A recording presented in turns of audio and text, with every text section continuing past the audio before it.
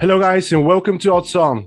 You may have noticed that I'm not Eduardo and you're 100% correct. My name is Danail and I'll be the temporary host while our main man is taking a very well-deserved holiday. I'm here with Fisichella and Alvaro Romeo, and together we will analyze Matchday 3 of the Champions League. There are some very exciting games ahead of us on Wednesday night, and I strongly suggest that you stick around till the end of the show where our experts will give us their betting tips on every single Champions League Matchday 3 fixture as well as an ACCA of the day. Please hit the subscribe button, which will help us grow our channel and we can keep producing great content for you. So now let's get on with the show.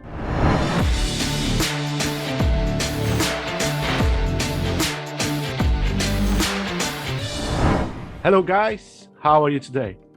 Very well, thank you. Good to see you. Good to see you too. Let's start with Group E. We have Benfica and Bayern Munich here. Of course, Bayern are once again the big favorites. What can we say about the Bavarians? They're humiliating everyone on their way. Maybe comes as a surprise that Benfica are currently the second team in the group, and they will try to upset Bayern on the Estadio de Luz. But I'm not really sure that can happen here. In their last meeting, Bayern won by 4 goals, and the odds are yet again in their favor. So what can we expect, in your opinion? Well, I will start. I think that Benfica, they are the leader of the Portuguese league. They are doing pretty well this season. They got the pressure to win the Portuguese league after having lost it last season to Sporting Club de Portugal. And I think that they are more than decent. The problem is that they are playing, in my opinion, against the best team in Europe, altogether with Liverpool. That's a personal opinion, of course, or the team that can cause you more harm. Bayern destroyed Bayer Leverkusen in the weekend. They beat them 5-1, but they scored 5 goals in the first half. And I believe that this is something that they can do very often. And the stats are there. They are the most scoring team in the Bundesliga. In the Champions League, they have put so many nice performances, like a 3-0 against Barcelona, away from home. And as much as Benfica is competitive, they got experienced players and probably the best squad in Portugal. Sorry, Porto. Sorry, Sporting Club de Portugal. I will go for the following. Bayern to score in both halves. This is something I do like a lot. That pays 195, and I'm going to keep that one for the ACCA.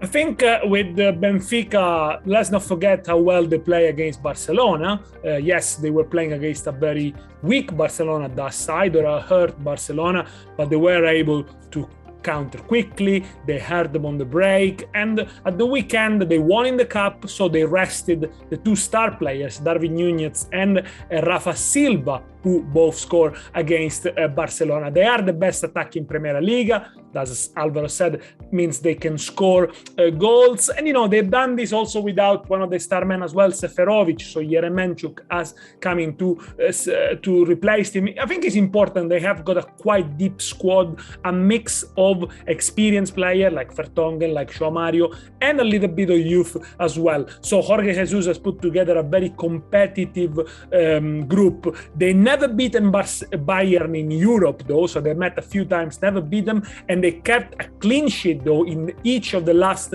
3 UCL game, Champions League game for Benfica. But yes, Bayern, yes, at the moment is the best team in Europe by far. Bayern to win the first half, 190. Very well analyzed. I agree completely with you. And the next game of the Group B is Barcelona and Dynamo Kyiv. Surprisingly or not, Barcelona are struggling a lot this year. For the first time in their history, they have lost the first 2 consecutive group games. And to add to their misery, they haven't even scored a single goal yet. But they have conceded 6, 3 to Benfica and 3 to Bayern Munich. In the meantime, Dynamo Kyiv looks in pretty much the same shape. They also haven't scored a single goal, but conceded 5, and all of them came from the Bavarians. Well, however, they have managed to draw against Benfica, and this was a bigger surprise than anyone expected on Matchday 2. So can they upset Barcelona as well here? What do you think? I don't think they can, because I saw Barcelona revitalized and rejuvenated at the weekend. They did a good performance. Koeman is still going. I don't know. We don't know for so long. But for Dynamo Kyiv, I don't think they're going to repeat the heroics of 1997, the famous 4-0 win with Shevchenko hat-trick in the Camp Nou, if you're old enough to remember. Otherwise, just look it up on YouTube. And is a team that is competitive as the overall Ukrainian football movement is becoming more competitive, thanks also to a lot of young players that have gone through the youth ranks. They won the Under-19 World Cup a few years ago. Now they're playing for the first team. They are playing competitive, very competitive football in Champions League, especially in the Dynamo Kyiv team, Shaparenko, Zabarny. I think these are really, really interesting young players that we'll hear more about them. And by the way, they rested at the weekend, so they're gonna come fresh for this one. But I think Dynamo Kyiv already collected a couple of heavy defeats this season. They lost 3-0 to Shakhtar, 5-0 to Bayern. As you said, and they've lost already 3 of the last 4 away games in this competition under Mircea Lucescu. Also last year, they were quite disappointing in the end in the group. It's a team that has got a lot of youth. It's good going forward, plays on the front foot. They could hurt Barcelona. I don't think they're going to win in the Camp Nou. But, at the moment, Barcelona is quite leaky at the back. I know Alvaro is going to analyze this as well. I like the both to score option. That pays you 2.05. I'm going to stick to the both teams to score option, and I'm going to try to justify why. I mean, Barcelona, they have conceded plenty of goals in the Champions League this season, 5 already. They got 0 points. In La Liga, they are always conceding. It's true that they are correcting their situation a little bit because they became a little bit of a laughing stock, Barcelona, in La Liga, just because the team was in bankruptcy, because they didn't get the results. And I was always saying, wait a little bit, guys, because there are 5 key strikers who are yet to return. Agüero returned in the weekend. Ansu Fati, he's the most exciting Spanish prospect. He's back. He scored a beautiful goal against Valencia because Ansu Fati has this amazing capability to score goals anytime, and normally in the first half, because he is so electric that by the first half he's already super energetic, and some other players, they need some time to adapt to the game. Ansu Fati doesn't. Ansu Fati doesn't mind which scenario he's in. He's always dangerous. So Ansu Fati is back. Kun Agüero is back. Dembele could be back for this game, even though I think that he is more likely to be back for El Clásico. So little by little, Barcelona is recovering players. I don't think that they've got enough quality to win the Champions League, even though we were saying the same thing about Bayern Munich in 2019, when with Niko Kovac they were 7th in the Bundesliga and then they won the Champions League. I don't think that this is going to be the case with Barcelona, but this is a team that is improving, and against Valencia they show that they can win, but they cannot kill the game. This is something that Koeman's Barcelona is very characteristic on. They don't kill the games, but for this game, as I said before, I think Barcelona is going to win, but I like the both teams to score metric. That pays 195. And let's not forget one thing. This is the most important game in Barcelona's season so far. Financially, numerically, because otherwise they are pretty much out of the Champions League if they don't win it. This game is key. So follow it. Definitely, Kun Agüero and Ansu Fati could be game changer for Barcelona's bad shape in the offensive part of the play. So let's move on to Group F. Man United are welcoming Atalanta, and after yet another bad performance in the Premier League, All It Out is trending on social media, and the bookies are also giving quite decent odds that he'll be the next sacked manager. United are also not convincing in this Champions League so far, yet the odds are in their favor right now, as you can see on the screen. Meanwhile, Atalanta tops the league, tops the group actually, with 4 points after defeating Young Boys and drawing against Villarreal. What should we expect from these two teams tonight? Well, I think that Daniele will do a really good framework just to explain us where Atalanta is and give us a little bit of context. As you well said, Daniel, they are 6th in the league but top in the group here. They beat in the weekend Empoli quite comfortably. When it comes to Manchester United, I had the chance to work on that game in the weekend against Leicester, and they lost 4-2. Leicester was far better than them. I would say that even individually, not only tactically. And there are so many doubts over Solskjaer again, because he is not capable of getting his Manchester United to get good results for 1 or 2 months in a row, in many successive games. This is the main problem of Manchester United. And there were some things in that game, some little aspects that they were a damning indictment of how bad they've been doing. For example, after scoring the draw, Marcus Rashford, by the way, came back and scored. They conceded the 3rd goal straight away. After Leicester City took it from the half line again, restarted the game, they scored a goal straight away. That tells you that Manchester United doesn't know how to keep the focus.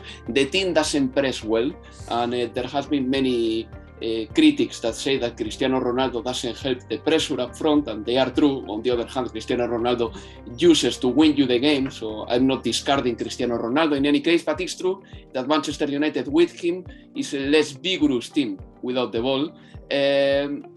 And yeah, let's see how it goes. I think that Greenwood is in a very good scoring form. He scored a beautiful goal against Leicester. Rashford is back, so Manchester United will have firepower with these two, plus Cristiano Ronaldo, plus Bruno Fernandes.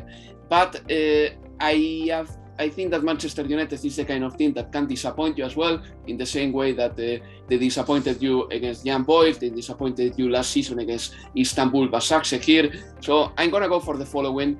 An over 1.5 goals in the first half. I like that one. That pays 230. Or a double chance for Atalanta. That is good enough for me. 219.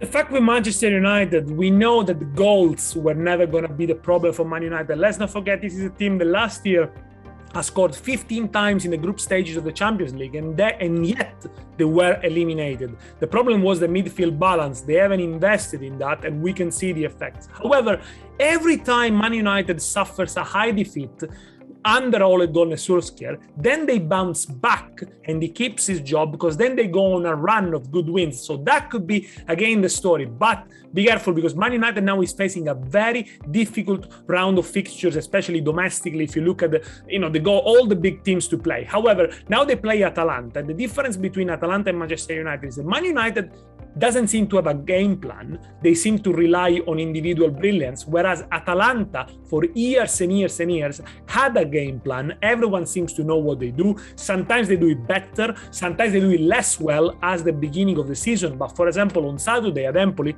they did it perfectly. 2 goals from Ilicic, so influential for them. I think he's the man they've missed so much since they shipped Papu Gomez to Seville. He scored also with his national team, with Slovenia. He's really mercurial. When he's on his day, he's really unplayable. Go back and look at what he did last year at Anfield against Liverpool. Okay, Liverpool depleted with absences. Atalanta went there and won 2-0, so they could do it. However, so far this season has been a little bit intermittent. That was the first time on Saturday that they scored more than 2 goals, and they are the top scorers of Italia Serie A for 3 years in a row. Can they press high as Leicester did? We know that the rhythm is something that Premier League teams are better at than Italian teams. The good thing is that they rested Malinowski and Zapata for the start of the game against Empoli, so they're going to come rested and they're going to start this one. Look, I'm going to be cautious, because I always think Man United could win ugly, as they did against Villarreal. So I'm going to go for an over 3 goals, 181. So if there are only 3 goals in the game, you have not lost your stake. Perfect. Great tips, guys. I agree with you. And the other game of Group F is Young Boys and Villarreal. Here we see 2 struggling teams, where Young Boys are third with only 3 points, while Villarreal are bottom of the group with just 1 point earned so far. However, Young Boys are the underdog in this match, but they haven't lost any in their last home matches, which is quite a good run, to be honest. And they also have won 5 in a row at home. What can we see tonight from these 2 teams? I think we would have expected perhaps Young Boys to score more goals than they actually did, because domestically they already scored 24 goals, and last year in the Europa League we saw some very good high-scoring games from them. The good things about Young Boys is that they don't give up easily. They are a very stern team, very determined, and we saw it also in the game against Man United. Against Atalanta, they didn't create much, they didn't impress me a lot, so probably the gap in quality with the top teams is still there. At the weekend, 1-1, the rescue point the last minute, maybe they were focusing too much on this game. I think the problem this season for David Wagner's man is that they are missing two key players. The last year played a really important part in their season. Lustenberger, the center back, and Sameh, the Cameroonian. He scored 26 last year. So far, he hasn't played. He has an injury. He won't play this one. Okay, Siebachu is done well for the national team as well. Elia is another threat, but I think they do need the Cameroonian. And if he's back by the end of the group stages, they could still be in a chance maybe of qualifying. But the Villarreal I saw at Old Trafford is impressive. They really put Manchester United to the sword. Spanish win here. Villarreal win, 225. I like that one. I like that one a lot. I think Villarreal has been the best team of this group so far. I genuinely believe, I'm not saying that they are the best team of this group, but they've been. I mean, they deserve to beat Atalanta, and they certainly deserve to beat Manchester United. In fact, they should have killed the game in the first half, had Paco Alcácer scored the chances he had or the counter-attacks that he was leading. For this game, the good thing is that Gerard Moreno, the first recognizable number 9 of Villarreal and probably their best player, is back. In the weekend, he scored a beautiful volley against Osasuna, so he's back in fitness, he's scoring again. And there are a couple of players that for Villarreal that impressed me a lot during the international break, one of them being Jeremy Pino. He's only 18 years old, and he basically played like a veteran player against Italy. He was skillful, he was dribbling past players, and he was fantastic. And Danjuma is the other one. Danjuma signed from Bournemouth, probably the signing of the season in La Liga so far. He's called Grunewald, but Danjuma is the way they call him now. I don't know why. He's skillful, he can dribble past you. On the left, he's quick. He's adding so many attributes that Villarreal didn't have. Pace, also some mischievous attitude towards the opponent as well, that is so refreshing and so good to see in La Liga. And of course, Samu Chukwueze is back again. I don't know if he's fully fit, probably not, because he's been out for a long time in the sidelines. But Villarreal is gathering new players again, new attacking players, and Unai Emery has a plan. We saw that against Atalanta, we saw that against Manchester United. When it comes to preparing these individual games, he's normally better than the rest of the managers. So I'm going to go for the following: an ace handicap -1 for Villarreal. I know it's a little bit more than Villarreal winning, but it pays better as well. It pays 330. That is my bet. We can always count on Emery having a plan, so let's see what he can do in this fixture of Champions League. In Group G, we have Salzburg against Wolfsburg, two very interesting teams.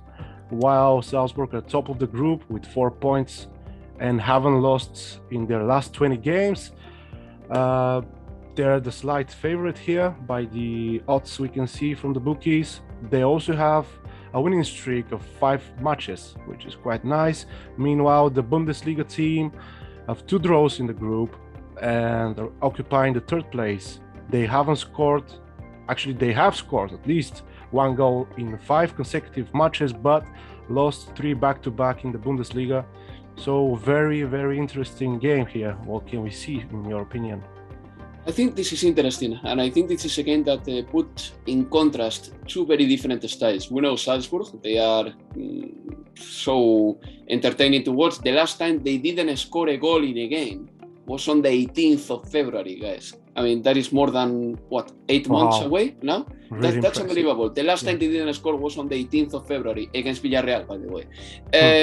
when it comes to Wolfsburg, they are right the opposite. They are rather defensive. They are rare abyss in the Bundesliga. They are a team that you don't see a lot over there in Germany. Normally, German teams right now, they've got this positive attitude to the game, and Wolfsburg is a little bit more cautious, but it's working for them. They qualified for the Champions League, but this season they are keeping a very similar style, and it's not quite working for them. They lost in the weekend against Union Berlin, by the way, 2-0 away from home. And the problem with them is that they are not scoring many goals. They have conceded 9 goals, which is more than they would want to.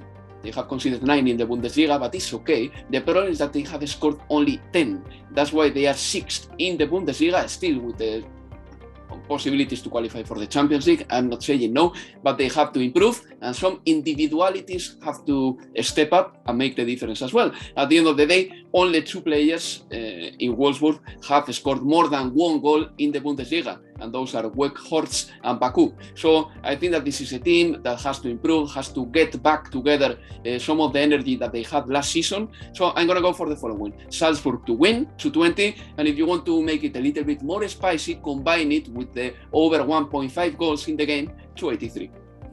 I think Wolfsburg has the problem with, managed by Van Bommel. They are very passive team. They tend to sit back a lot, wait, expect for the other team to come at them. If the counter doesn't work, or if the defensive shape is not quite there this season, they are in big trouble, because they have really struggled to score, and they play a team like Salzburg that has scored 27 in the last 11 games.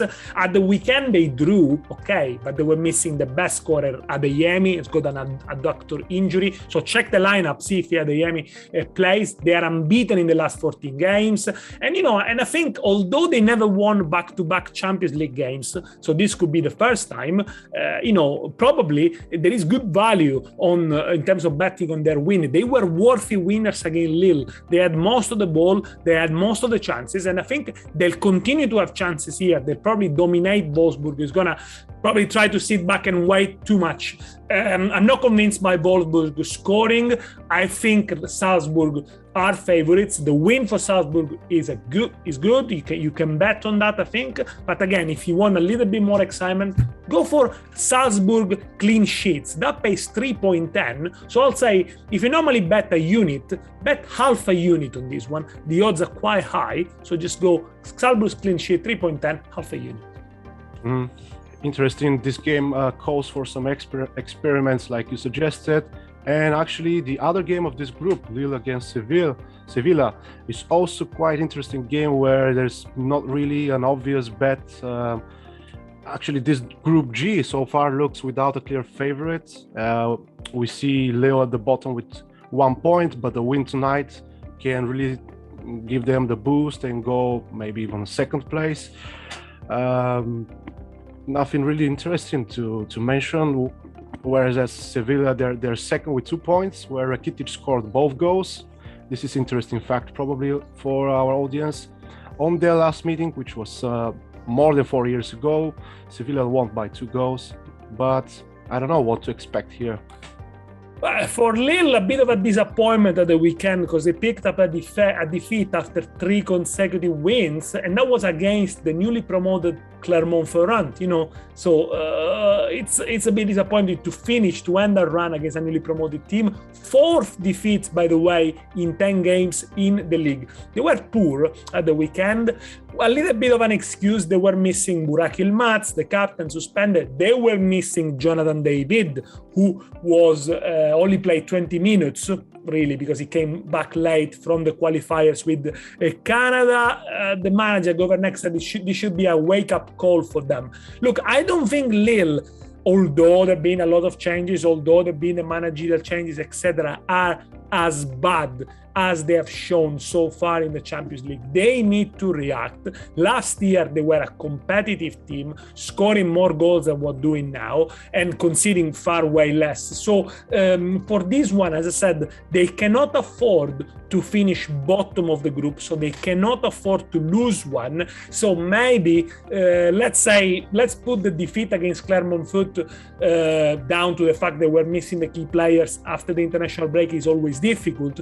They should show the best form in this one.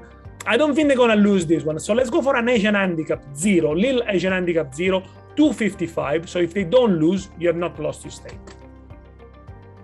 Yeah, I think that is quite good from Daniele. Let me break it down a little bit with Sevilla. This weekend they beat Celta 1-0. It wasn't at all a comfortable win. Their style is quite distinct. I mean, they are the best defense domestically of the big 5 leagues, all together with with Napoli, with Chelsea and Manchester City. These teams, they have conceded domestically 3 goals only. Sevilla is very good defensively. They haven't conceded a second half goal in La Liga. That tells you that they are ultra professionals.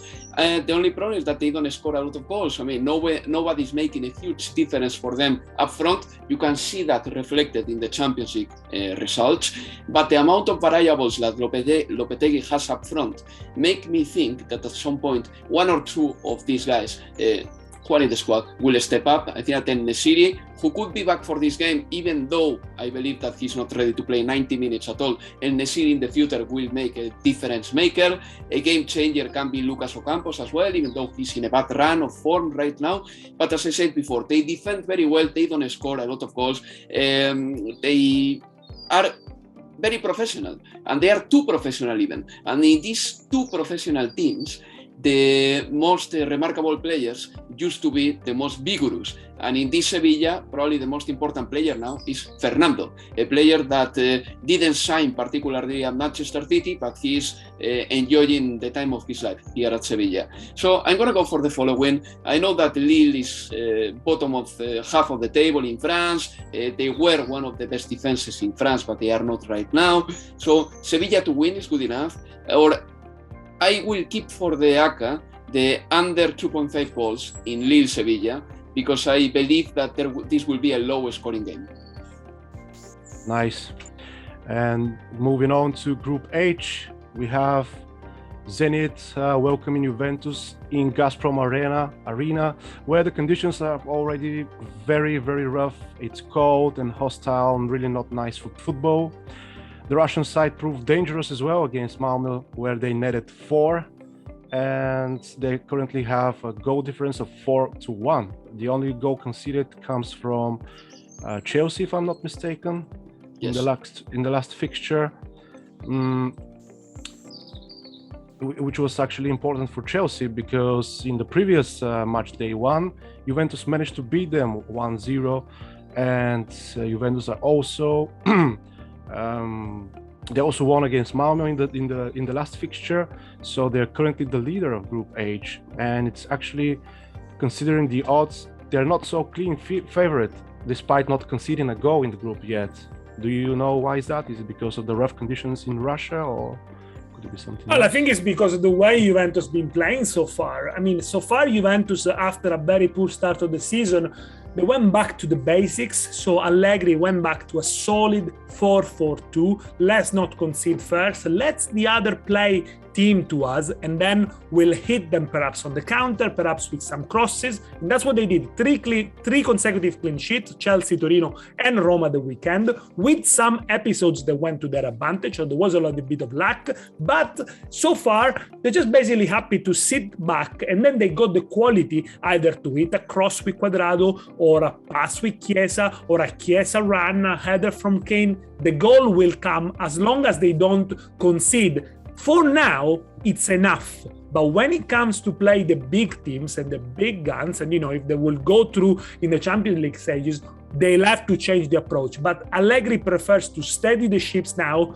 win by small margin. He's a fan of horse racing, so he says winning by cortomuso, by the small lip. When the horse puts the lip ahead and you still win. That's a typical Allegri phrase, winning by cortomuso. But we'll see what happens again. I think this one, it could be tricky because they'll have to take the game to Zenit. Zenit might probably leave the ball to Juventus, and Juventus will have to be a little bit more courageous. Let's see what they do. Next game for Juventus is also tricky. playing Inter at the weekend. So again, this is a key week for both teams, for both Juventus, Inter, and of course also for Zenit. And they will be without Dybala, so they lose a lot in the goal scoring department. They will be without De Ligt, so again another shift for Bonucci and Chiellini. I can't see Juventus scoring that many, under 2.5 goals, 193.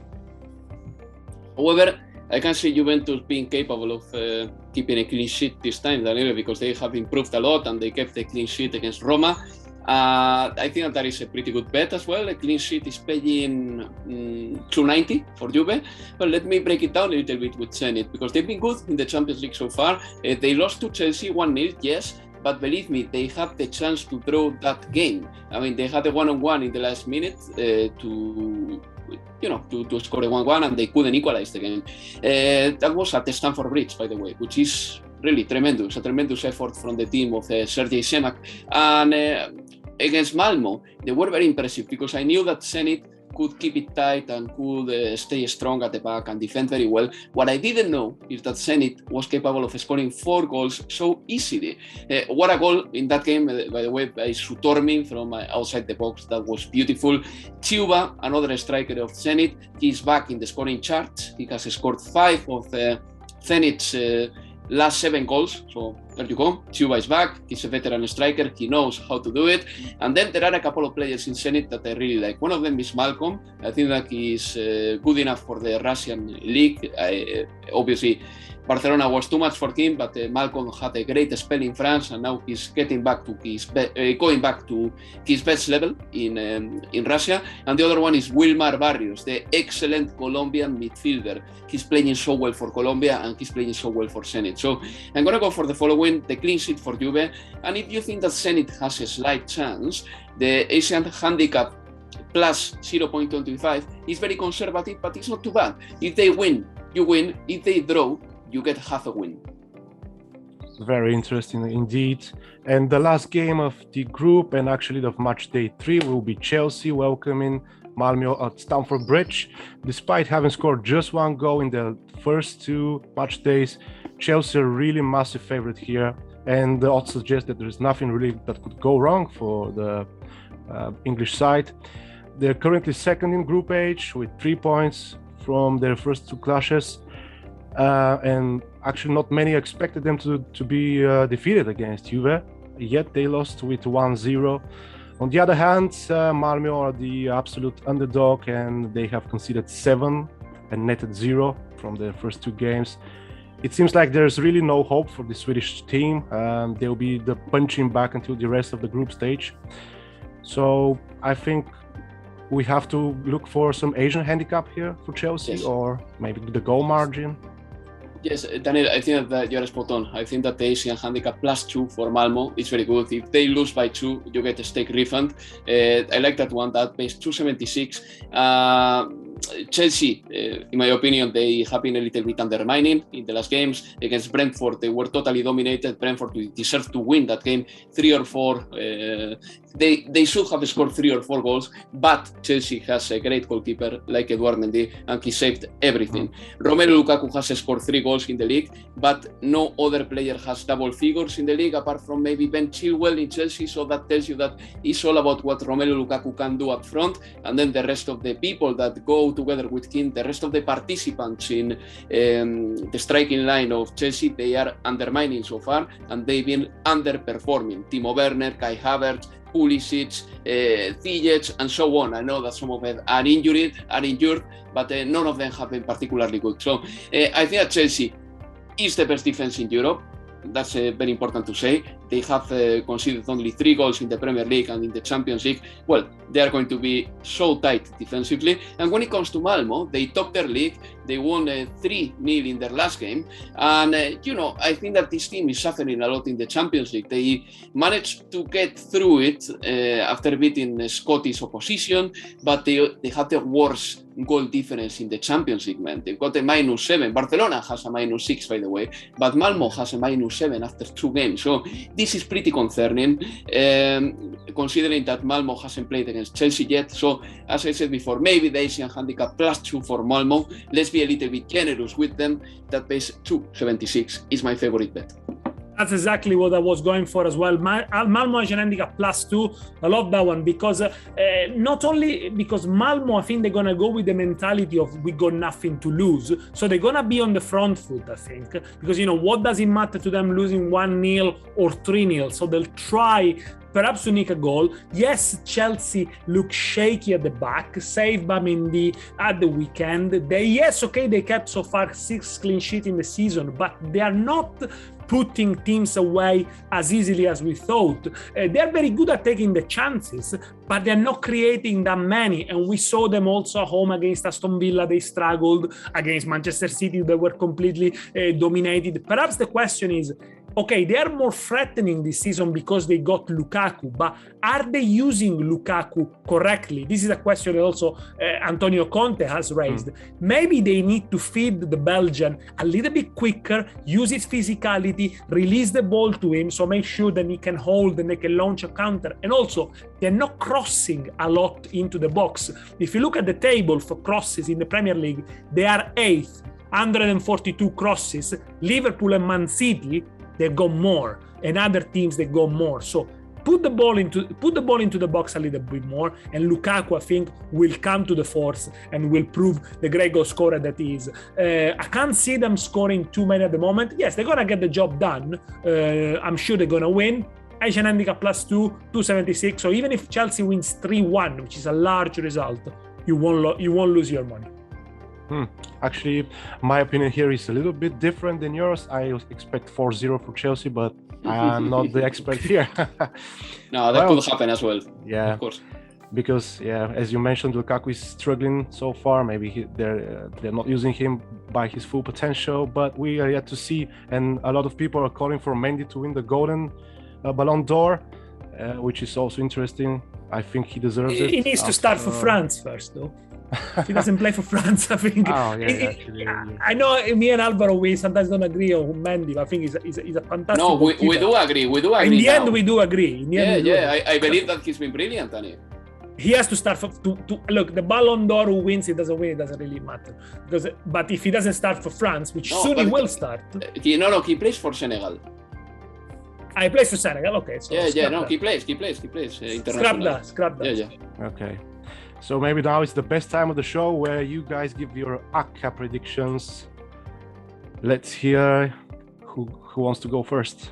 Okay, I'll do it. Under 2.5 goals in Lille, Sevilla, Bayern to score in both halves, Villarreal to win, and a win 2-0 for Chelsea. That pays 10.25. I go with Barcelona to win the first half, Red Bull Salzburg to score first, Lille, Sevilla 1x double chance in the first half, Man United, Atalanta both to score, and Zenit, Juventus a double chance for Juventus, so it's x2. The total odds it's 8.64. Awesome as always. Thank you very much, guys. And don't forget to subscribe, hit the like on this video and the notification bell to never miss a prediction from our experts. Thank you and goodbye. Ciao, see you soon.